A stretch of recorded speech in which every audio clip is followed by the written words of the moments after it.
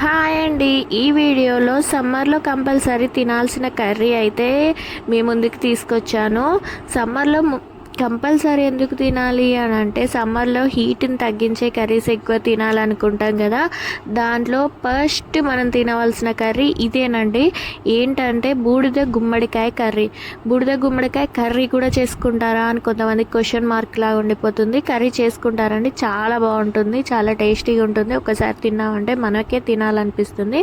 నార్మల్గా చిన్న కాయలు కాదండి, పెద్ద కాయ తీసుకొని లోపల గింజలు పైన చెక్కు తీసేయాలి. తోలు మొత్తం తీసేసి ఇలా పీసెస్ అయితే కట్ చేసుకొని వండుకోవాలి.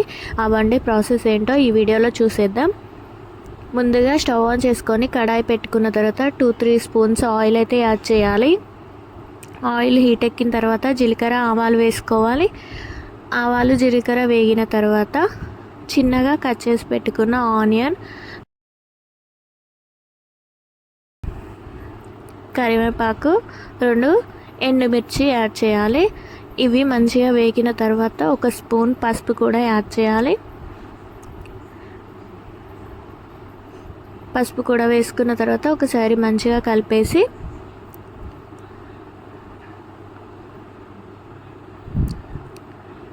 ఇదైతే ఒంటికి చాలా చలువ అండి. మనం ఒక్కసారి సమ్మర్లో తిన్నా కూడా హీట్ అయితే తీసేస్తుంది.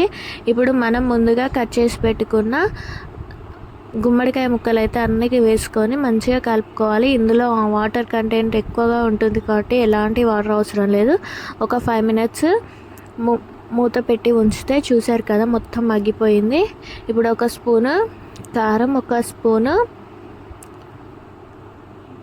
ఉప్పు వేసుకుంటే చాలు. చాలా సింపుల్గా చేసుకోవచ్చు, కానీ కట్ చేసే ప్రాసెసే కొంచెం ఎక్కువగా ఉంటుంది. ఈ గుమ్మడికాయని ముందుగా పెద్దవారు ఎవరైనా ఉంటే వారు ఒక కాటు, అంటే కత్తితో ఒక కాటు పెట్టి తర్వాత మనలాంటి వారు చిన్నవారు కట్ చేయాలండి. ముందే మనం కట్ చేయొద్దు అంటారు, దాని రీజన్ అయితే నాకు తెలియదు. అలానే కట్ చేస్తారు. మా అత్తయ్య గారు అయితే కట్ చేసిన తర్వాత మేమైతే ఇలా చెక్కు తీసేసి చాక్తో కట్ చేస్తే చాలా టైం పడుతుందండి. నార్మల్గా